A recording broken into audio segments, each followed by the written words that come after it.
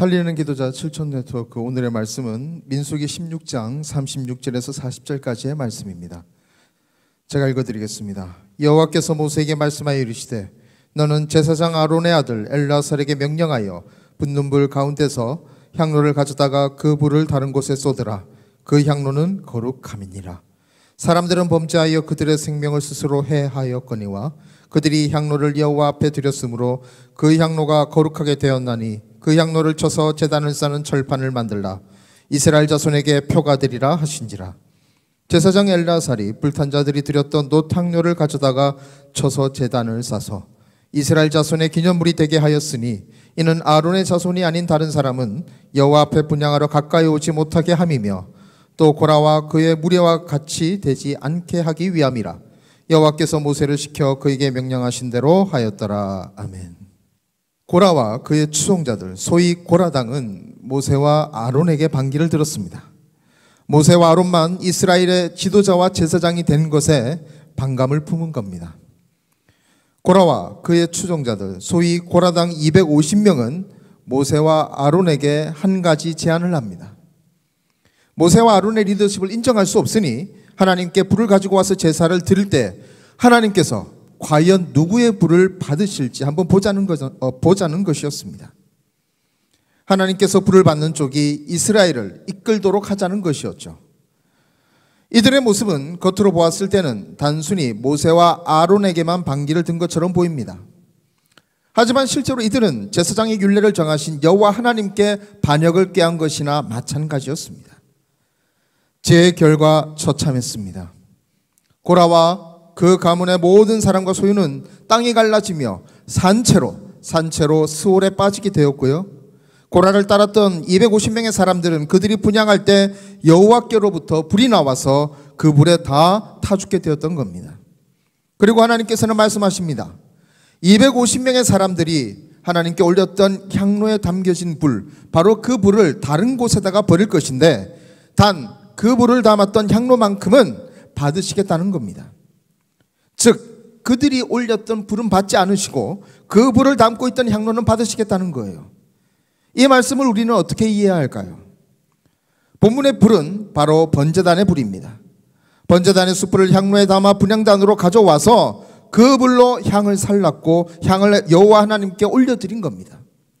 그런데 중요한 것은 각 개인이 불과 향만 그냥 올려드리는 것이 아니라는 겁니다.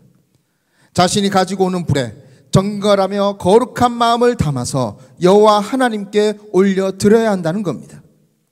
하나님께서 정하신 규례에 따라서 거룩하며 정결한 마음을 담아 정성을 다하여 하나님께 향을 올려드려야 된다는 거예요. 즉 불과 향만 올려드리는 것이 아니라 정결한 마음을 함께 올려드리는 것, 이것이 바로 구약 제사의 핵심이라는 겁니다. 하지만 안타깝게도 고라당 250명이 드린 불은요 하나님께서 받지 않으셨습니다. 그럴 수밖에 없었던 것이 그들의 마음이 정말 돌이킬 수 없을 정도로 완악하며 하나님의 뜻을 거스르고자 하는 그런 악한 생각으로 그들의 마음이 가득 차 있었기 때문입니다. 고라당 250명은 하나님께 드리는 불과 함께 그들의 악한 마음을 함께 올려드렸기 때문입니다. 그리고 계속해서 말씀하십니다. 향로는 하나님께 드렸으므로 거룩하게 된다라고 말이죠. 39절 본문을 구체적으로 설명하면 이렇습니다. 그 향로 역시 250명의 죄악으로 인해서 부정한 상태인데 그 향로는 250명 그들의 생명값으로 정결하게 되었으므로 그 정결한 상태로 하나님께 그대로 드릴 수 있게 되었다는 겁니다. 그래서 그 향로는 하나님께 드린 바 되었기 때문에 거룩하게 되었다라는 거죠. 그리고 그 향로들을 펴서 철판을 만들어서 제단을 둘러싸라고 하나님께서는 말씀하십니다. 무엇 때문입니까? 바로 사람들이 하나님께 나올 때마다 아론의 자손들이 아닌 사람들, 다른 사람들이 제사장이 되어 여호와 앞에 분향하러 나오면 어떻게 되는지를 분명히 기억하라는 거예요.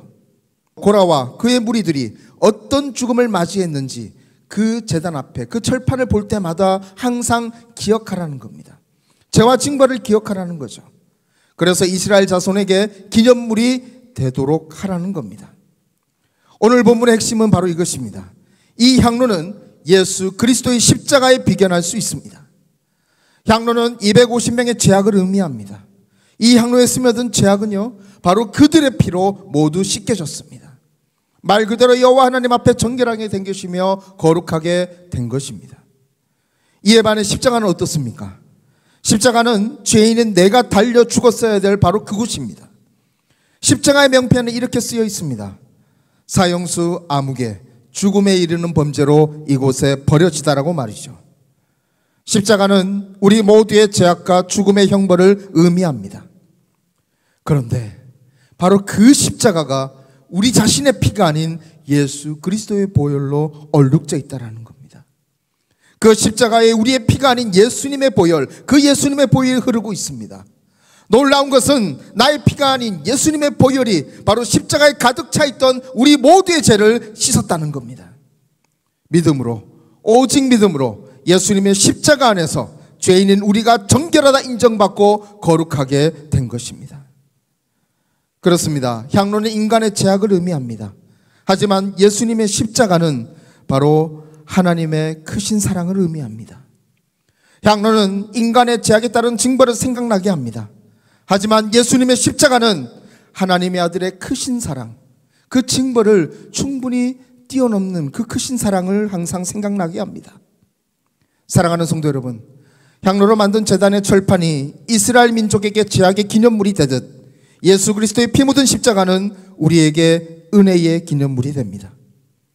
우리가 우리의 죄로 인해 괴로워하며 힘들어할 때마다 바로 예수 그리스도의 십자가를 보며 하나님의 크신 은혜와 사랑을 다시 생각하기 때문입니다. 회개하며 언제든지 십자가 앞으로 다시 돌아올 수 있기 때문입니다. 세상의 모진 풍파와 시련 가운데 낙심하며 절망할 때마다 십자가의 말로 형용할 수 없는 고난과 고통을 감당하신 우리를 향한 예수님의 사랑과 하나님의 그 크신 은혜를 생각하며 어떠한 어려움도 능히 감당하고 이겨낼 수 있기 때문입니다. 그래서 십자가는 지금 우리에게 은혜의 기념물이 됩니다. 코로나19로 인한 환난의 시기, 이 은혜의 십자가를 붙잡음으로써 그 어떤 환난과 어려움도 능히 감당하고 이겨내시는 사랑하는 성도 여러분이 되시기를 주님의 이름으로 간절히 축원합니다. 같이 한번 기도하시겠습니다. 말씀 생각하며 기도하실 때, 주님, 이 시간 이 말씀이 나의 말씀이 되게 하여 주옵소서. 말씀을 아멘으로 붙잡을 때에 환난과 어려움 가운데 있지만 그 사랑의 또 은혜와 사랑의 십자가를 바라보고 은혜와 사랑의 십자가를 붙잡음으로 이 모든 환난과 어려움도 능히 이겨내고 승리케 하여 주옵소서.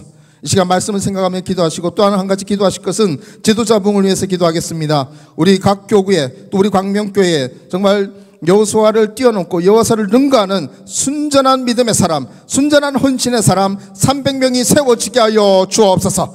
지도자 부흥을 허락하여 주옵소서. 이 시간 주님 간절히 부르며 기도합니다. 주여! 주여! 주여!